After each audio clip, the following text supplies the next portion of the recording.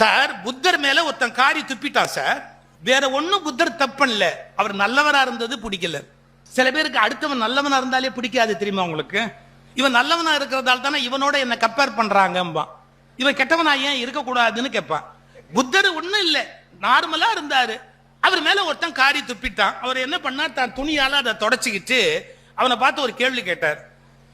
நீ இன்னும் ஏதாவது சொல்ல விரும்புகிறாயான்னு கேட்டார். நீ இன்னும் ஏதாவது சொல்ல விரும்புறியா அப்படின்னு.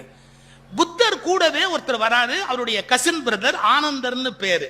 அவரு சீடரும் கூட, கசின் பிரதர், அதே நேரத்தில் அவர் சீடரும் கூட. அவருக்கு கோபம் வந்துருச்சு. அவர் புத்தர்கிட்ட சொன்னார், நீங்க இந்த தள்ளுங்க, அவங்கிட்ட எல்லாம் உங்க பாஷையில பேசக்கூடாது, அவங்கிட்ட எப்படி பேசணுங்கிறது எனக்கு தெரியும், இப்ப நான் அவங்கிட்ட பேசுறேன் பாருங்க. இங்க இந்த இடத்துல ஒண்ணு புரிஞ்சுக்கணும், புத்தர் எவ்வளவு பெரிய ரியலைஸ்டு சோல். அவர் பக்கத்திலேயே இருந்து இம்மி கூட மாறாம ஒரு மடையன் இருப்பாங்கிறதுக்கு